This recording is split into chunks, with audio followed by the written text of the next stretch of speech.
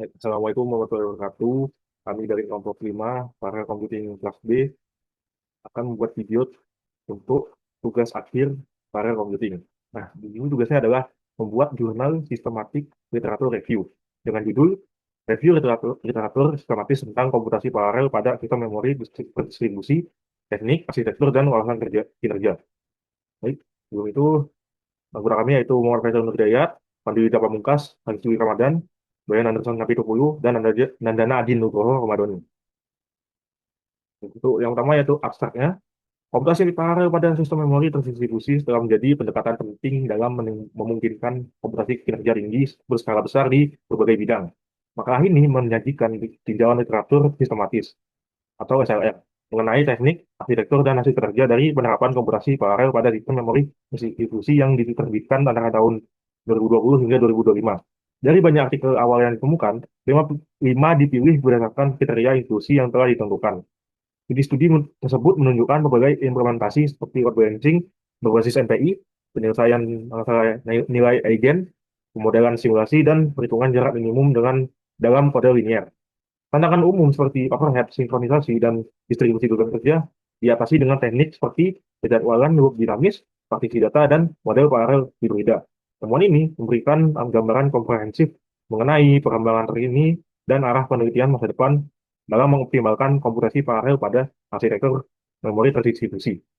Dan selanjutnya akan dilanjutkan teman saya. Pada bagian pendahuluan di mana di sini komputasi paralel merupakan pendekatan yang memanfaatkan kemampuan eksekusi instruksi yang dimana secara bersamaan untuk mempercepat penyelesaian masalah dari komputasi yang berskala besar. Nah, dalam praktiknya, sistem komputasi paralel dapat diklasifikasikan menjadi dua kelompok besar, yaitu sistem berbasis memori bersama dan sistem berbasis memori terdistribusi. Nah, dengan sistem memori terdistribusi ini ada karakteristik utama yang merupakan independensi antar node, di mana masing-masing node memiliki ruang memori tersendiri dan proses komunikasi antar node dilakukan melalui mekanisme yang message passing atau seperti yang difasilitasi oleh protokol MPI atau Message Passing Interface. Dengan meningkatnya kebutuhan akan efisiensi dan kecepatan dalam pemrosesan data besar atau big data dan simulasi ilmiah, pendekatan paralel computing berbasis memori terdistribusi menjadi semakin krusial. Adapun kelebihan dari sistem ini antara lain kemampuannya dalam mengatasi keterbatasan skalabilitas sistem memori bersama dan efisiensi dalam pemanfaatan sumber daya secara paralel. Namun demikian, sistem ini juga menghadapi sejumlah tantangan seperti distribusi beban kerja yang tidak merata atau load imbalance, tingginya overhead komunikasi, serta kompleksitas dalam manajemen data dan sinkronisasi proses. Dalam konteks ini, penting untuk melakukan pemetaan dan kajian literatur secara sistematis guna mengetahui berbagai teknik, pendekatan, serta tantangan dan solusi yang telah diusulkan dalam penelitian-penelitian terdahulu terkait paralel computing pada arsitektur memori terdistribusi. Berdasarkan latar belakang tersebut, penelitian ini dirumuskan ke dalam pernyataan pertanyaan sebagai berikut. Yang pertama yaitu teknik komputasi paralel apa saja yang diterapkan pada sistem memori terdistribusi. Yang kedua, bagaimana sistem memori terdistribusi mempengaruhi kinerja komputasi secara keseluruhan. Dan yang ketiga, apa saja tantangan dan solusi yang umum ditemukan dalam implementasi paralel computing berbasis memori terdistribusi. Nah, penelitian ini akan menganalisis 5 artikel ilmiah yang diterbitkan dalam rentang waktu di antara tahun 2020 hingga 2025 dan sangat relevan dengan topik yang dibahas. Hasil dari kajian ini diharapkan dapat memberikan kontribusi terhadap pemahaman komprehensif mengenai kondisi terkini serta arah perkembangan riset di masa mendatang. Oke, baik. Di sini saya akan menjelaskan bagian metode penelitian yang kami gunakan, yaitu di sini kami menggunakan pendekatan sistematik literatur review, yaitu SLR, yang merupakan metode tinjauan pustaka dengan struktur yang jelas, bertujuan untuk mengidentifikasi, mengevaluasi, dan mensintesis berbagai studi yang relevan dengan topik kami. Dalam hal ini, yaitu komputasi paralel berbasis memori terdistribusi. SLR kami terdiri dari beberapa tahapan inti. Nah, untuk yang pertama, kami merumuskan pertanyaan penelitian sebagai dasar pencarian literatur. Fokus kami di sini yaitu pada teknik yang digunakan, dampaknya terhadap kinerja, serta tantangan yang dilaporkan dalam penerapan arsitektur memori terdistribusi. Selanjutnya, kami menyusun strategi pencarian artikel. Proses ini dilakukan dengan mengakses database ilmiah bereputasi seperti IEEE Explore, kemudian Science Direct, ACM Digital Library, kemudian Google Scholar. Kata kunci yang digunakan yaitu antara lain ada parallel computing, distributed memory, MPI, serta performance. Nah, kemudian untuk memastikan relevansi dan aktualitas data, kami membatasi periode publikasinya yaitu antara tahun 2020 hingga 2025.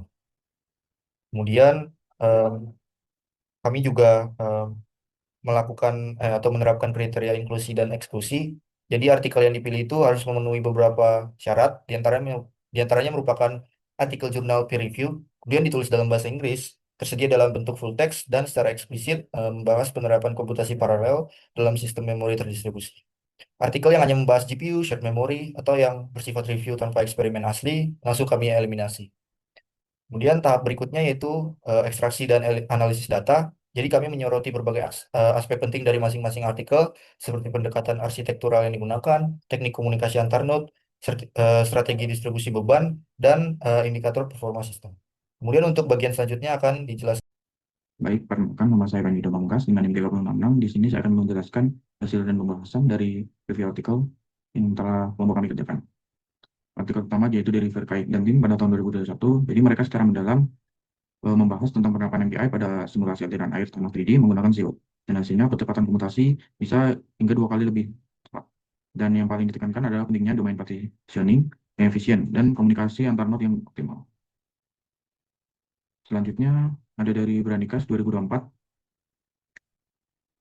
Di sini Branikas menganalisa performa aplikasi paralel di sistem MAMD dengan distributed memory. Ia menunjukkan bahwa terlalu banyak proses dalam satu node bisa menurunkan performa dan menyisipkan socket level barrier komunikasi jadi lebih stabil.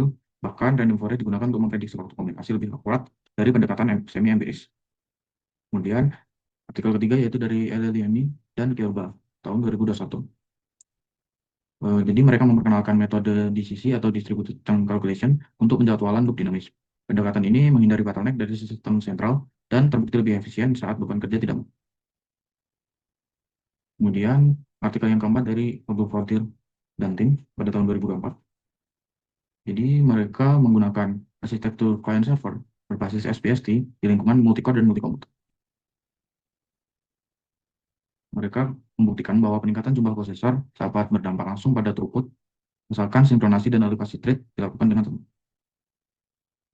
Kemudian yang terakhir dari Quintana Orti dan tim pada tahun 2023.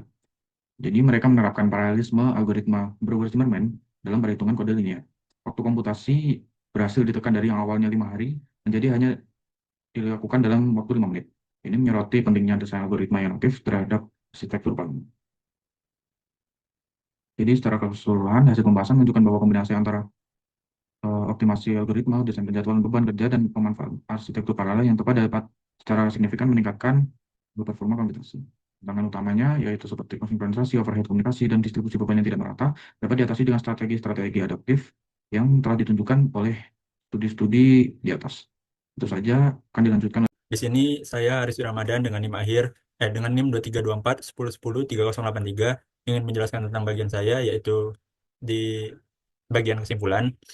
Di sini tinjauan ini menunjukkan bahwa parallel computing berbasis memori terdistribusi telah diterapkan secara luas dalam berbagai konteks, seperti simulasi ilmiah, analisis numerik, dan pemroses data berperforma tinggi. Teknik-teknik seperti messaging atau MPI, chunk calculation terdistribusi, dan eksperimen pemodelan komunikasi berbasis pembelajaran mesin telah terbukti mampu meningkatkan efisiensi dan stabilitas sistem komputasi paralel.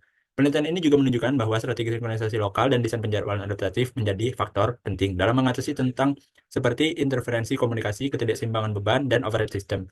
Implikasi praktis dari studi ini sangat relevan dalam pengembangan sistem komputasi berskala besar seperti superkomputer, sistem cloud terdistribusi, serta aplikasi simulasi dalam bidang teknik dan sains. Selain itu, temuan ini dapat mendukung pengembangan perangkat lunak ilmiah yang telah efisien dan tangguh terhadap variasi konfigurasi perangkat keras. Untuk penelitian mendatang, disarankan adanya eksplorasi lebih lanjut terhadap integritas model pembelajaran mesin dalam penjadwalan beban kerja secara dinamis, serta pengembangan framework performa yang adaptif terhadap dinamika arsitektur memontribusi dan topologi jaringan. Saya akan mengucapkan terima kasih. Penulis menyampaikan apresiasi yang sebesar-besarnya kepada dosen pengampu mata kuliah paralel computing yang telah memberikan kesempatan dan arahan dalam pelaksanaan tugas ini. Melalui tugas ini, penulis memperoleh pemahaman yang lebih mendalam mengenai penerapan teknik komputasi paralel dalam sistem memori terdistribusi serta bagaimana kontribusinya terhadap efisiensi kerja dalam pemrosesan data berskala besar. Lalu, ucapan terima kasih juga disampaikan kepada seluruh rekan mahasiswa dalam kelas yang telah menjadi mitra, diskusi, dan bertukar pikiran secara aktif selama proses pengajaran artikel ini. Diskusi-diskusi tersebut sangat membantu dalam memperkaya sudut pandang. Baiklah, sekian dari kelompok kami, yaitu dari kelas paralel computing. Assalamualaikum warahmatullahi wabarakatuh. Terima kasih.